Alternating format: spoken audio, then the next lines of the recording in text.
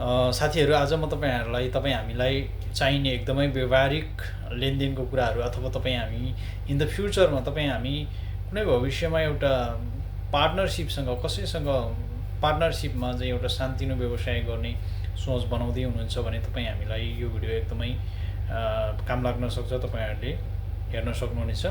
यदि तपाईँले पार्टनरसिपमा लगानी गर्नुभयो, तपाईँले बराबरै लगानी गर्नुपर्छ भन्ने छैन। त्यो तपाईँ आफ्नो व्यवसाय हो, पर्सनल व्यवसाय। तपाईँले आफ्नो क्षमता अनुसारले धेरै थोरै लगानी गर्न सकिन्छ। तपाईँको पार्टनरले जति लगानी गर्यो त्यति नै मैले लगानी गर्नुपर्छ भन्ने छैन। तपाईँले धेरै पनि लगानी गर्न सक्नुहुन्छ, तपाईँले थोरै पनि लगानी गर्न सक्नुहुनेछ। तर तपाईँले लगानी गरे अनुसारको प्रतिफल भने तपाईँले अथवा आम्दानी भने तपाईँले पक्कै पनि एकदमै एक्युरेट तपाईँले पाउन सक्नुहुनेछ। त्यो कसरी पाइन्छ भन्ने कुरा तपाईँले जान्नु अत्यन्तै आवश्यक छ। त्यसैले तपाईँहरूले यो भिडियो चाहिँ हेर्नु होला। त जस्तै मानव साथीहरू, ए, बी र सी नामका तीनजना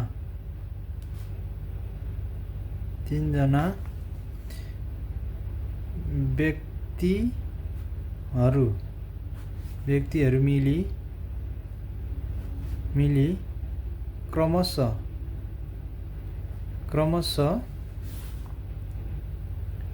रु कति भनौँ र 1,20,000 है, रु 1,20,000 रु 3 लाख भनौँ है, 3 लाख र अर्कोले रु 1,50,000 जम्मा गरी एउटा सानो के व्यवसाय भनौँ, कुखुरा पालन व्यवसाय भनौँ, कुखुरा पालन व्यवसाय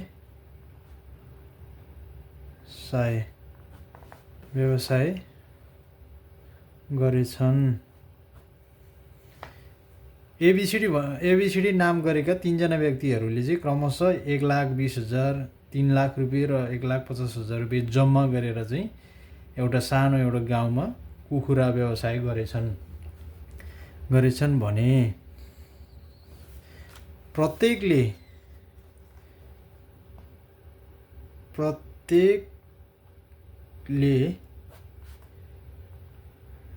जम्मा कति पर्सेन्ट है, कति पर्सेन्ट लगानी गरेको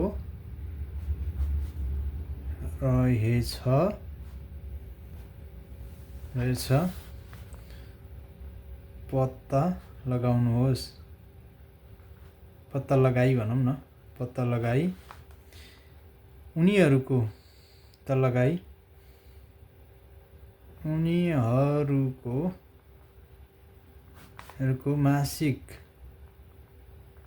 मासिक आम्दानी भने मासिक आम्दानी कति भयो त? मानव फर इक्जाम्पललाई 60,000 भएछन् भने प्रत्येक व्यक्तिले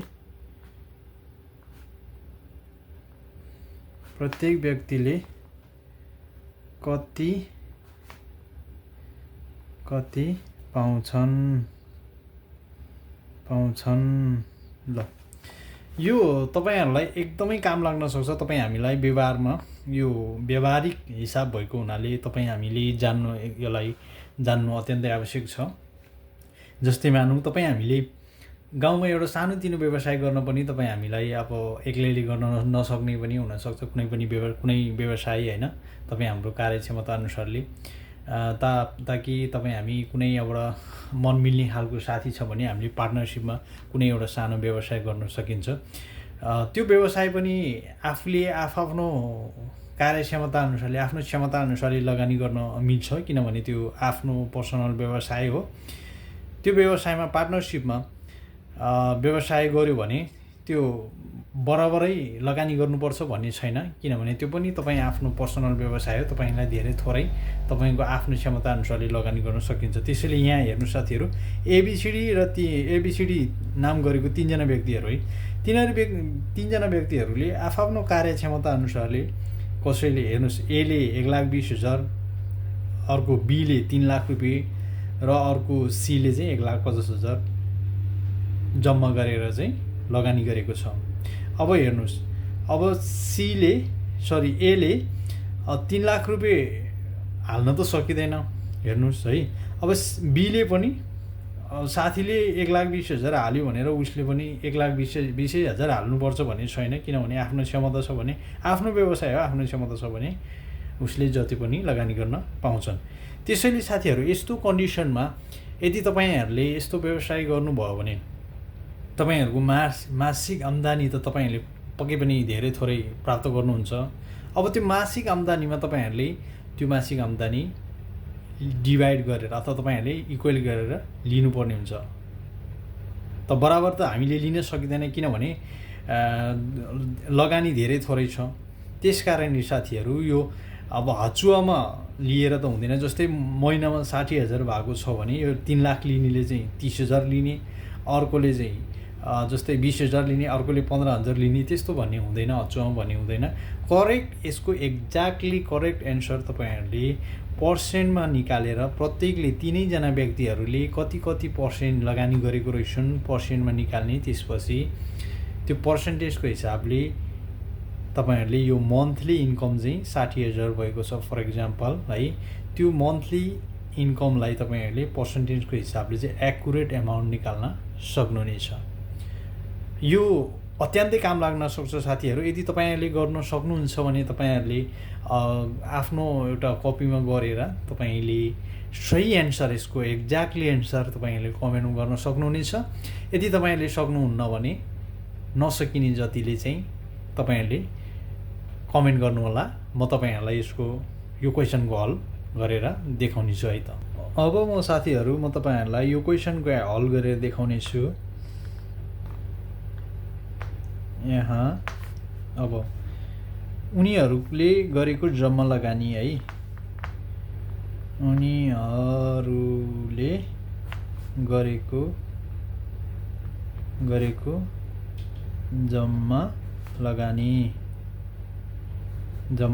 कति हो त भन्दा, उनीहरूले गरेको जम्मा लगानी कति हो भन्दा रु 1,20,000 है, प्लस रु 3 लाख है, अनि प्लस कति हो त 1,50,000 गरी जम्मा कति हो त, गरी जम्मा रु 5,70,000 यतिको लगानी गरेको रहेछ जम्मा है। कुरो बुझ्नुभयो नि। अब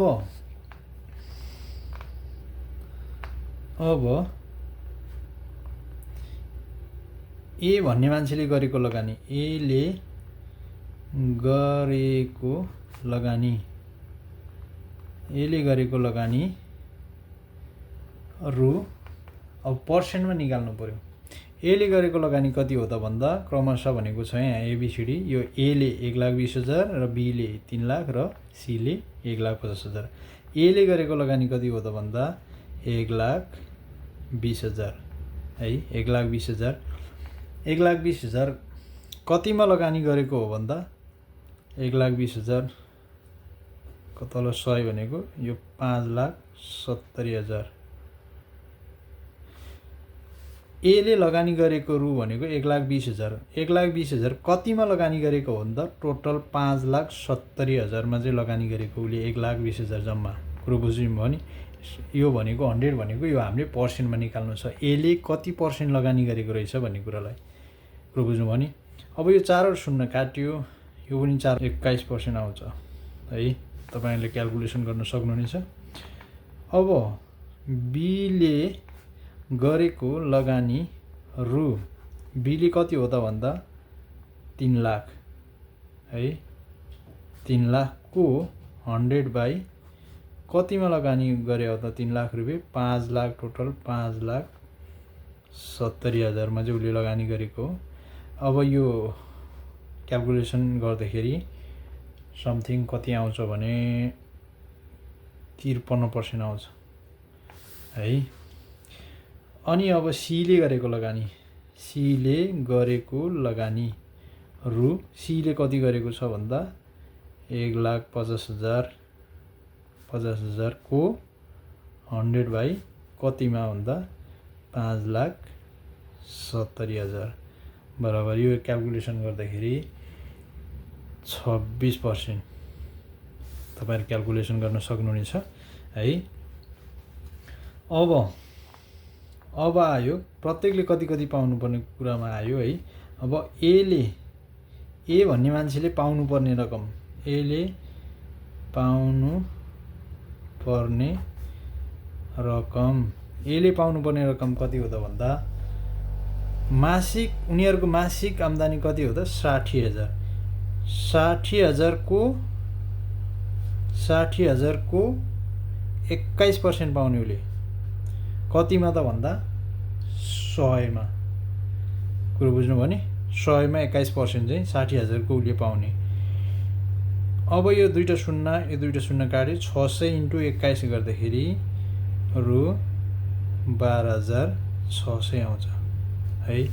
रु 12,600। अब बीले पाउनु पर्ने रकम रु 60,000 को कति पर्सेन्ट हो त? बीले कति पर्सेन्ट लगानी गरेको रहेछ? 53%, 53% चाहिँ लगानी गरेको रहेछ। कतिमा त 100 मा भनेको यो दुईटा शून्य काट्यो, 600 × 53 गर्दाखेरि तपाईको कति आउँछ भने 31,800 आउँछ ल है। अनि त्यस्तै सीले पाउनु पर्ने रकम 60,000 को कति पर्सेन्ट हो त? सीले 26% लगानी गरेको रहेछ है। 26% तल 100, यो दुईटा शून्य काट्यो, 600 × 26 गर्दाखेरि रु 15,600। ल हेर्नुस्, अब यहाँ कसैलाई नाफा घाटा भनेको छैन, मतलब कसैलाई घाटा छैन कि प्रत्येक व्यक्तिले आफ्नो लगानी अनुसारको चाहिँ एमाउन्ट यहाँ पाइएको छ। हेर्नुस्, अब तपाईले यो जोड्न सक्नुहुन्छ, नपत्याए टोटल है 60,000 आउँछ है। 15,600, 31,800 प्लस 12,600 जोड्दाखेरि टोटल 60,000 आउँछ। 60,000 उनीहरुको मन्थली इन्कम थियो। कुरो बुझ्नुभयो नि माथि? अनि तपाईहरुले यदि यहाँ पत्याउनु न कति पर्सेन्ट लगानी गरेको रहेछ भने तपाईले 21% अनि 53%, 26% गर्दाखेरि 100% लगानी हुन्छ। तपाईहरु जोडेर हेर्नु होला। यसरी चाहिँ साथीहरु हामीले फ्युचरमा, इन द फ्युचरमा हामीले कुनै पनि एउटा व्यवसाय पार्टनरशिपमा गर्नुभयो भने हामीले यसरी आफ्नो लगानी अनुसारको इन्कमलाई लिन सकिन्छ, सजिलोसँग लिन सकिन्छ है त।